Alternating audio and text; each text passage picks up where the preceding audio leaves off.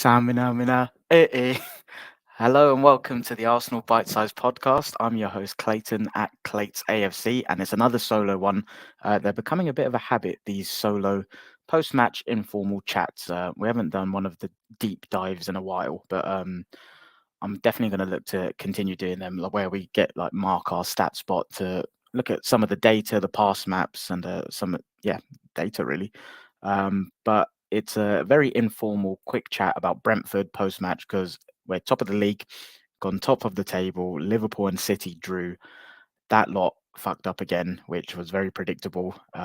When all of the stuff that was happening in the Chelsea game happened, the injury suspensions, I literally said to one of my mates, Andrew, who probably will be listening to this, I literally said I don't think they'll win in their next three. So it's Wolves down, Villa. Was it Wolves? Villa? Wolves and Villa down, City next for them. But anyway, don't like to talk about them. On to us. We're top of the table, ground out a very hard for 1-0 win away at Brentford. And it's never a tough place to go. I've heard it a few times over the last few days.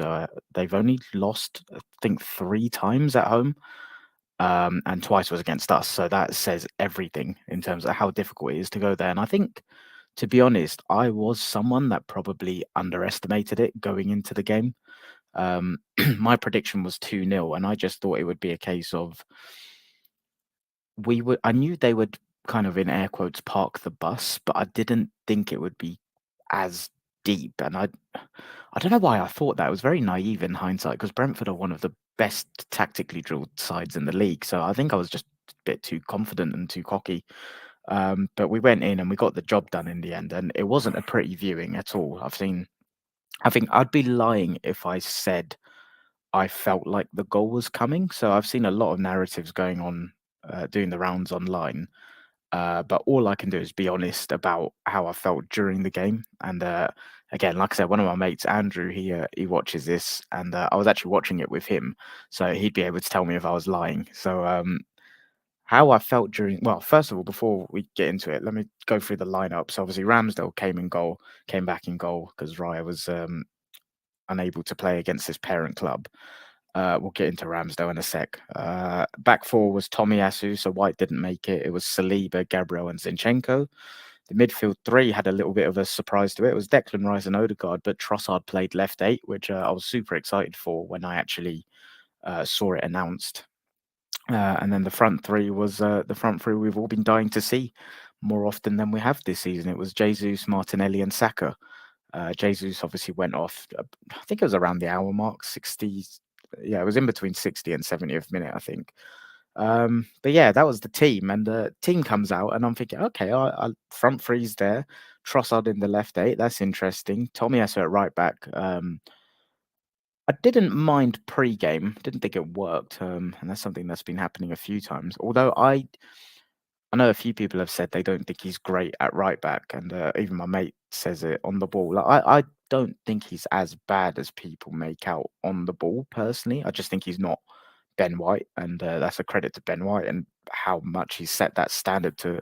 Well, yeah, he set such a high standard in that position and what we expect from it. But that year when we were going for the top four and didn't actually make it happen, I thought Tomiyasu was fantastic at right back that season, going forward as well. So, yeah, I think that's something where I seem to be in the minority of how people think about Tomiyasu on the ball in that right hand side. But yeah, going through the team, obviously, we before we get into the kind of nature of the game, Ramsdale it's a really tricky one. So long term listeners will know I felt like he was an area of the team to get to an elite level that I thought could be upgraded. I don't think we've got the upgrade necessarily correct yet. I think Raya shows a lot of stylistically where Arteta wants to take the team in terms of that level of control, the extra man, overloads all over, slowing the tempo down, being patient. So I think profile-wise, it indicates where Arteta wants to take us, but I'm just not sure that. I still think there's question marks. Let me say that. I think he probably will come good and that the mistakes will iron out. But for how Ramsdale was performing the last 18 months, to go in and get someone, I think you'd expect like a instant. Oh yeah, there's daylight between them, and obviously there is right now because of Ramsdale's confidence being in the absolute gutter. And I don't think it's been handled great. There are a lot of things about Ramsdale. When I said I believe he could be upgraded, I said that for a reason, right? That's how I felt at the time. So on one hand, I feel sorry for him, but on the other, I think it's a ruthless sport. And Arteta's not here to win FA Cups. He wants us to be challenging for the major tournaments every single year. You can tell that. So he's ruthless. And unfortunately, there's no room for sentiment when you've got an environment that's high performing like that. And I do feel sorry for him on one hand because I think obviously we don't know what's going on behind the scenes, but to just be completely displaced like that, especially when the manager Arteta has created the kind of story around I've got two number ones, and when Raya made mistakes, Ramsdale didn't get a chance to come in and so on. So I do think that's part of Arteta has managed it not poorly, but not the great in terms of arm around the shoulder kind of behavior. And Ramsdale seems like he's the kind of guy that likes that and needs it. And you see it with what his dad has said in the press in his interviews, like he's lost his smile. And again, I think there's no room for that in elite sport, but on the same time, you have to be mindful of the type of characters and personalities you've got. And I heard Clive talking about this on the Arsenal Vision podcast, like protecting their value. He was obviously in the PFA Team of the Year as the goalkeeper last year. Market value was like super high, being a young English goalkeeper. And have we kind of tarnished that with how we've managed the whole situation? And while his confidence is on the floor, his performance levels are absolutely atrocious. So it's a difficult one because we all know the potential of him. And while I don't think that will be, and I didn't think this for a while, I don't think it'll be at Arsenal. He can definitely do a job for a top six team somewhere. And I feel like I look at Newcastle, obviously Chelsea. They're the sort of clubs that you think of him going to and performing well if his confidence is high. But yeah, it was a shame to see how that went. And it was super nice to see, though, that even amongst all of the mistakes he made at the end, the way everyone celebrated with him, well, I mean, the team, not Arteta, from his presser and his post-match interviews. But yeah, the team, the way they got behind him, that was really nice to see. And then, yeah, just general standouts. Like, well, there wasn't really any standouts. Excuse me, I thought we were during the game. I was saying to my friend, I found it poor and I found it really boring. And I think a lot of that was me caught up in the emotion during the game, because then you look back and you watch it and you see the highlights. And Brentford, I mean, you see Arteta said it in his Champions League press conference this week, like teams parking buses and trains and stuff. And I actually saw a graphic from our friend Hassan that's been on before. Well, it wasn't his graphic, but I saw he's the one that shared it on Twitter, and it showed. I think the graphic was saying that of all the European leagues, we play against the deepest defenses when you look at it in terms of the metrics of meters. So that says it all. Like the challenge we are facing, which I think I've been impatient on myself and probably been a bit harsh on us because that attacking fluidity isn't there. But it's a huge challenge, and I think this is where I say I think I was a bit naive pre-match, where I went into Brentford thinking, yeah, it'll be 2-0, we'll knock the ball around, create a couple of chances, score, go home. But we had to bloody graft for it. And I think where I am getting a bit concerned is there's on one hand, sure, that's the problem that's being presented is we're playing teams that park the bus almost every week now, and they try and nullify central areas. They put us wide, and there's double, triple ups, like Saka mentioned in his presser this week as well. But I still think, okay, that's all well and good, but you still need to find solutions. And I think being 12th in the league for, was it? I can't remember the stats. It was either for goals forward or non-penalty expected goals, which is obviously the most, in my opinion, sustainable metric to measure how effective you'll be going forward offensively. So that's a concern for me because, yeah, you know what the problem is, but at the same time, we need to find solutions to this. And I know Arteta talks about game state a lot, right? And the longer it goes on, the harder it is to break it down. But I think the thing that I found really surprising in this game was there was a real theme of once we couldn't break them down, we started going crosses really early.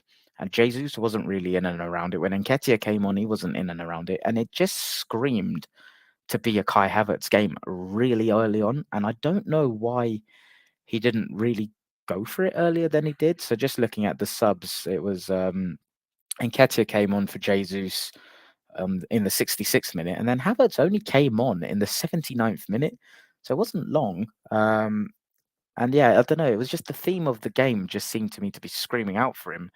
And in midfield, I didn't. I thought everyone was fine. Rice was obviously Rice, but it just felt very meh. And it feels like we're going side to side. The tempo's off. We're struggling to find those incisive passes in tight areas, which is what I think last year we were so good at, getting into tight spaces and maneuvering and manipulating space in really tight areas. And obviously teams are very good at stopping that against us now. But when that's not working, that's where I think, okay, you go and look for a different profile in a Havertz who will make that blindside run. And he's been making the runs sometimes this season, but we just haven't found him. And then Saka, who I thought it's probably a bit harsh to say he was poor, but I didn't think he had his best game, and that is obviously part of it because of the amount of people that are doubled and tripled up against him. But every week he finds a way to be effective, and he'll contribute to the output. And I don't know how he does it, but his decision making, even under pressure, he is so elite. It is absolutely ridiculous. Um, yeah, and so there wasn't too much to write home about in this game, but obviously we weren't top of the league, which is flipping massive, and we've got a decent run of games coming up now as well. So obviously we've got Lens at home tonight, win that, and we top the group. Then got Wolves at home on Saturday, Luton away on Tuesday, and then a tough trip Villa away the following Saturday. Then got PSV away, which I'll be going to. Then got Brighton at home, which again it'll be tricky. So as much as I'm saying we've got a good run, I think each one will pose a challenge in itself. But I think in the short term, it's a good chance to go in and win the Champions League group, beat Lens, give us the opportunity to rotate in Eindhoven, where that game is sandwiched in between Villa away and Brighton at home, and then obviously we've got Liverpool away the following week just before Christmas as well. So yeah, I think it's an opportunity to go and win that Champions League group, go and beat Wolves, beat Luton away, and try and keep building on where we are right now. But I'd be lying if as great as this was in terms of it was a last minute winner. I just think I'm very concerned about the long-term sustainability of the attack. And I know people come in and say, "Oh, the front three haven't played that much," and there is the whole point that I said about defensive deep blocks, but can't be using it as an excuse. There needs to be an alternative way, and I believe we are, with the squad we've got and the type of players and profiles we've got, I believe we are capable of dismantling low blocks and winning 2-3-0 and creating more than 2 XG in a game. We've seen us do it last year when teams started going deep against us as well. Obviously, injuries haven't been kind to us. I have to be mindful of that. But I just think there's enough of the season has gone now for this to still be a little bit of a concern for me. But obviously, the major talking point was Kai Havertz. All of the scenes in the away end, that was absolutely phenomenal, and like so happy for him, and genuinely hope this is the thing that kind of kicks him on now, to be honest, because I have been wanting more from him. Not even in output, even just being methodical and thinking about the process behind what he's doing. I've been vocal on, I think consistently vocal, and wanting to see more urgency in his offensive actions, his movement into areas. And that's what I think was brilliant about this goal on Saturday. And yeah, it was just so nice to see the way everyone celebrated with him, and seeing the away end get behind him. Excuse me. And then I'm just trying to think other talking points. It was the goal that was ruled out for offside. That's the thing. I do actually think it was offside for what it's worth. It's frustrating, isn't it? Like, I can't remember if I said this on a previous episode of ours, but when you think about what offside is there for, and the VAR, what that's there for, it's to stop people getting an unfair advantage. And I just look at whoever the defender was that wasn't near Jesus's header, and Trossard's like toe being offside. Is that really gaining a competitive advantage? I know by the letter of the law it's offside, but I just feel like the implementation of these rules is really taking away from the motivation of what it was actually brought in for. But yeah, let's not go down there. And also, one thing to bring up: fuck Newcastle. That was very funny last night. Eddie Howe, go be a fucking slick ass now, same as that fat Greek guy down the road, Ange. Um, yeah, two managers who are just absolute the teachers' pets. They don't actually believe what they're saying. They're just trying to win the hearts and minds of people. I always think that's the biggest form of cowardly behavior you could ever see, when people don't actually say what they're believing, but saying what they think will get them brownie points. So fuck them. But yeah, that's VAR. It's going to be a bumpy road. But yeah, that was a very rapid touching on the Brentford game, really. So yeah, big 3 points. Managed to scrape a win. I hope that doesn't become a theme, because we need to start winning games more convincingly, in my opinion. But it was Brentford away. Like I said, 3 home defeats in 2023, 2 of which was to us. So I think I'm probably being harsh, but it's not just been at Brentford away that the fluidity's been off. So something to be mindful of. But yeah, big 3 points. Obviously, we've got Lens at home tonight, which Nima and I have a little surprise on. And I won't say anything just yet, but there'll be some content coming out in the next few days based on tonight's game. So keep an eye for that. And that is only possible because of all of you guys that have listened and supported us since we started. So thank you very much. I'll be back on Friday with Nima to preview the Wolves game. And we'll probably touch on what happens tonight, Lens away. My prediction for that, for what it's worth, if anyone's listening to this on the way to the game, or even now, I think we're going to win quite comfortably. I think it'll be 2-3-0. And I think it's going to be one of those Champions League games where teams don't just come to park a bus. I don't actually know, that might be a lazy narrative. What is the state of play lower down? Yeah, so Lens and PSV are both on 5 points. So I reckon Lens will come to try and get something, and that may suit us. So yeah, I'm going 2-3-0. I think it'll be fairly comfortable. I hope so anyway. And if you're listening and you have a membership and you usually struggle to get tickets, there's lots of tickets available on the ticket exchange for tonight. So get yourself down there. But yeah, thanks for tuning in.